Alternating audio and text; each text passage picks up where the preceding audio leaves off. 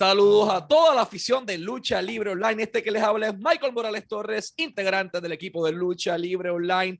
Y tenemos el enorme privilegio de presentarles a nuestro invitado especial en la tarde de hoy. 2 veces integrante del Salón de la Fama de la WWE, integrante de DX, integrante de NWO, X-Pac, Sean Waltman, Six-Pac, llega aquí a Lucha Libre Online. Sean, it is an honor for us to have you as our guest. How are you doing today, sir? Hey, man, I'm doing great. I appreciate you taking a little bit of time to have me on. Thank you. I mean, it's a privilege to have you as our guest. I want to start this interview talking about Puerto Rico. It's my homeland. I was born here. I live here. And you had the opportunity to perform in Puerto Rico for Carlos Colon in WWC and for IWA. What do you recall of your time in Puerto Rico? Excuse me. Honestly, it was an honor to get a call from Carlos Colon. He's a legend, man. Like, not just in Puerto Rico, man. You know, that's Carlos Colon. Come on, right? So, you know, it was an honor to be called and to go down. And I have the match with Carly, and that. But like, the thing that I regret is that. You know, they didn't see the best version of me at all. You know, I was still going through a lot of things back then. So I gave it my best, but man, I was like, man, honestly, man, my tongue was dragging on the ground, man, like 2 minutes into the match. Yeah, man. I mean, that's part of, at least you are. It was so hot, man. Oh my God. Yeah, the weather here doesn't help at all. Oh. What do you recall of experiencing the fans? Fans here are really wild. Oh yeah, man.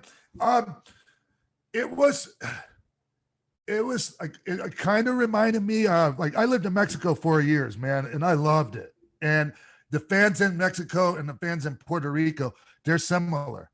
Now the styles of the styles of Lucha Libre are way different, but you know, like, the fans are similar in that they're really into it, man. They bring it.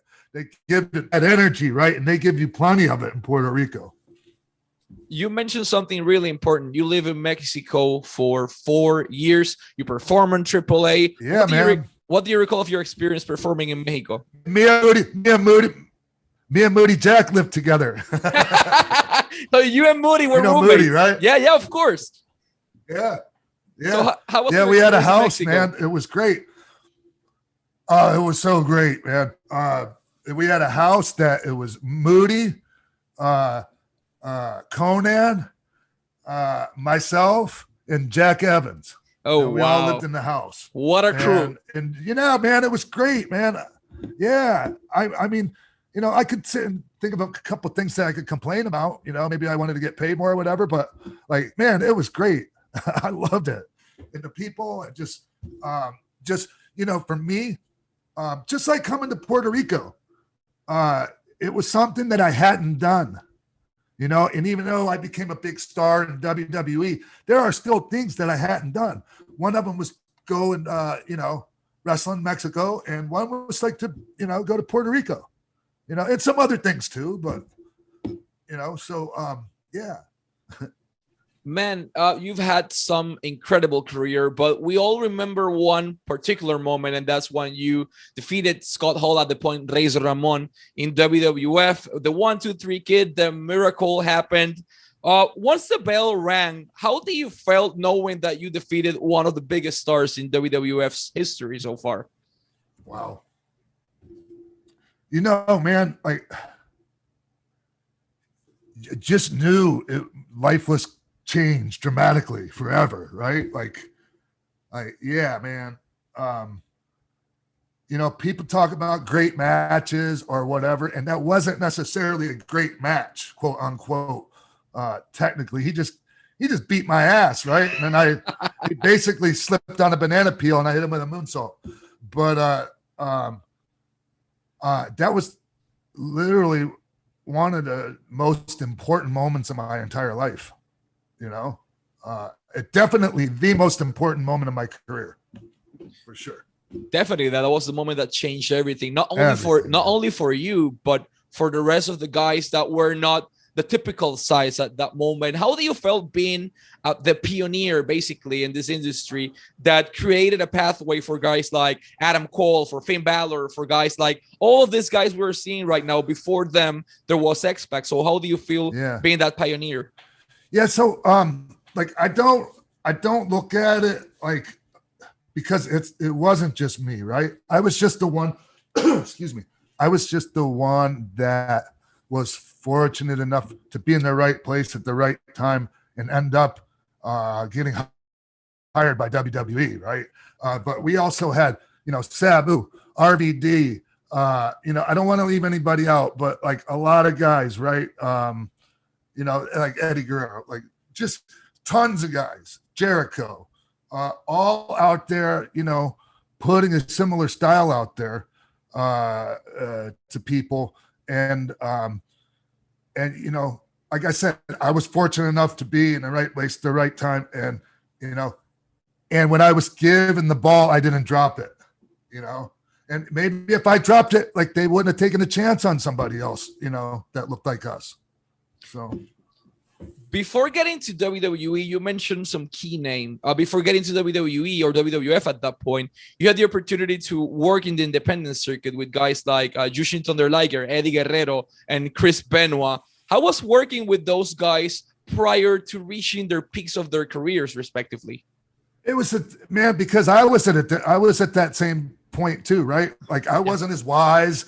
Like I look back at those matches and they were very raw and so much heart into them. But I see the mistakes. I see the mistakes as a wiser veteran, and they would say the same thing looking back at that. I mean, I'm not going to sit and break down for you right now, like what the mistakes were, but it's just things that you notice now looking back. But like some of those guys, I ended up working with them later on as well. And we had all grown, we had all evolved, and so, no, man, it was different. It was different working with those guys before and after, and I just remember my match with Liger. I was so nervous, man. I screwed the whole thing up, man. Like I tried to jump up for the Silver King would do this dive right from the corner to the floor, and I used to do it. Like I was inspired by, I say inspired, but I stole it from Silver King, and I completely screwed it up. And like Liger's looking at me like, and then I was like, I fall off the ropes, and he gives me a polite applause, and I felt like such a dumbass. Man, you mentioned something really important, and your career started way earlier than people recall. Like we remember the X-Pac or the Sean Waltman that was on the WWF, but you had an independent career, and it started, as far as the bio and everything says, in 1989. Yeah. What inspired you to become a pro wrestler? Of all things, you could be a lawyer, you could be a doctor, you could have been anything, but why a wrestler? It's the only thing I ever wanted to do. Just to shorten up the story, like I went to a wrestling match, my first match, Dusty Rhodes versus Ric Flair. I fell in love with wrestling, and from that point on, one track mind. I knew this is what I was going to do. I did everything I could to learn everything I could, prepare myself. I even started like wrestling in school, taking martial arts, and just learned everything, man. I just soaked it all in, So I can't remember what the original question was because I've been rambling too long now. No. What inspired you to become a pro wrestler? So, you basically answered. Yeah, Ric Flair and Dusty Rhodes. Man. I see your t-shirt right now. You were part of the two biggest stables in the history of modern day wrestling and highly probable of wrestling, DX and NWO. What was different one from another? I mean, you had your guys in both stables and you had different roles in both stables, but for you, in two different moments of your career, what was different? Okay, so like first, they were different. Yeah, the feel, the attitude, everything was different. But like both NWO and Degeneration X all came from the Klique. It all came from our group of friends, you know? And it's just that the attitude we had in NWO was like a street gang, thugs, you know, like just basically. And, you know, DX, we were just having fun, man. And we like to fight, you know, just so happens we also like to fight. But it was, yeah, man, it was just you know, we were having fun. It was just like, just different vibe, you know? If I'm not mistaken, I saw your hand and you had something that not many people can say they reach at their career. You're a two-time Hall of Famer, two-time WWE Hall of Famers, NWO and DX, and you have a high opportunity to become the first three-time Hall of Famer if they inducted you individually. To you, how important was to be inducted in the Hall of Fame in those tables, and how important would it be for you to be inducted separately as well? Honestly, like just one would have been fine with me. Okay. You know, man, there's a lot of people out there. For instance, like, you know, and maybe he might have stuck around if they would have put him in the Hall of Fame. Christian, like what the how, like, dude, come on, man. You know, like, I'm not saying I don't deserve this or whatever, but come on, man. If I got two of these and Christian don't even have one, fuck's up with that? You know, I mean, so like, yeah, it's hard for me to go, oh yeah, you know, yeah, looking forward to my third induction. Like, not really. If it happened, like, I don't even like talking in public, really. Like, speak, like those type of, like a speech, prepared speeches, I'm terrible at that. Like, I might be the worst person in the industry when it comes to that. So I could do this all day long, you and I, you know, bullshitting, but I see the background behind you. Let me say this in Spanish. X-Pac o Sean Waltman tiene Pro Wrestling for Life, un podcast que todos deben escuchar, disponible en YouTube, en Spotify, en Anchor Podcast, en Apple Podcast. Está en todos lados. Pro Wrestling for Life, Nick Husman con Sean Waltman. Invitados de lujo de todas las empresas contando historia. I mean, you mentioned that you don't like to speak publicly, but you can, you know, speak like a common conversation. Sure. So what inspired you to become a podcaster at this point of your career, and how do you achieve success so far? Like, it was so fast. Well, I have a lot of people that follow me on Twitter, so that helps, right? When you want to get the word out right away. But you know, I mean, if the show sucked, it wasn't gonna, like, people aren't gonna listen. There's way too many shows out there. People aren't gonna listen or watch if it sucks, or even it doesn't even have to suck. If it's mediocre, if it's just okay, people aren't going to take the time, you know? So, but I was doing, you know, like guests on other people's shows. I'd be on radio shows, like, and, you know, and who is like one of my dearest friends now, Maria Menounos' husband, Kevin Undergaro. And he's a genius and brilliant when it comes to spotting talent and just all kinds of things, man. And he came to me and he just said, you should have your own thing. And he brought me out to LA, and he like, I'm here doing this right now because of him. So yes, that's what inspired me. That's really cool, man. Yeah. I mean, due to your position in the industry, you've had the opportunity to meet the wildest people that you haven't even thought that you were going to meet. What was the one person or the two people that you consider like, holy shit, I'm meeting this guy, or I'm meeting this, or like Mike Tyson, for example? Like, who was the person that amazed you the most? Oh man, now I'm gonna think as soon as we're done with the conversation, it's gonna come to my head. But man, there are so, like, just some real greats, man. Like, I mean, and you don't even think about it at the time, because, like, for instance, like Burt Reynolds or Little Richard or Walter Payton or man, just so many people, man. Like, it's incredible. And just the and the fact that they're fans of yours, like, you know, somebody that like millions of people around the world love, and they're like looking at you and going, "Oh man, we're big fans, dude." Man, that's a lot. That's a lot to take in, man. You know, especially when you got a little bit of humility like still left in you. Man, it's something else. So you were the last WWF like heavyweight champion basically ever. The title that held at one point Villano Tercero or Perro Aguayo or Pegasus Kid, for example. That same title evolved into what you held into your hands in 2001. To you, what did that title mean for you? Honestly, at the time, man, and I should have been more. I should have been more appreciative of it and made more of it. Because like at one time, I had both the championships at the same time, right? I wearing them both out. And, I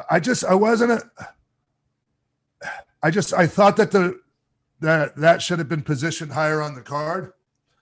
And I don't know, man. Looking back, I'm proud of a lot of that. Like my matches with Tajiri, you know. Yeah, I had a couple of really good ones with Kidman and all that. And then, you know, I still had that belt when I left there. And I donated it to a breast cancer charity auction. That's nice. I think they got like $4,000 for it or something at the time. But yeah, man. So I wish I would have been more grateful and appreciative of that at the time. Sean, we saw you before this is our last question. We saw you had the opportunity to reinvent yourself one more time. You went and get some stem cell treatment. You had the opportunity to health-wise change everything for you. You got the opportunity to get surgery. Are you getting ready to, you know, for what everyone is expecting, and that's your in-ring returning to the US? Like, it was taken from us so early, or at least I consider it was early.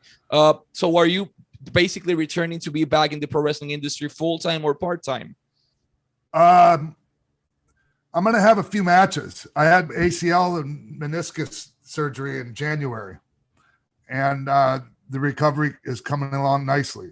And I did that within, you know, with having a few matches. That was what I had in mind. And like people are, you know, man, when you say something like that, people go, "Oh, X-Pac's going to have another run." It's not about having another run. Like, I mean, if it's a run, it's a sprint, you know, not a marathon. That's for sure. Like a couple of matches, man, see what happens. You know, if I still have it in me, I'll have more, you know, but like, man, it's been a few years since I've been in the ring. And like, I'm confident I'll be fine, but you know, we'll see, right? I can't wait to find out. Let's wait and see, man. Yeah. Once again, I'm really grateful for your time. Thank you very much for being here at Lucha Libre Online. Always wishing you success in your career and in your personal life. And we're more than looking forward to see you in the ring once again, man. Thank you very much. Thank you, man. Appreciate it. And let's wrap this up in Spanish. Este fue Sean Waltman, X-Pac y Michael Morales Torres para Lucha Libre Online, la marca número 1 de Pro Wrestling y Combat Sports en español.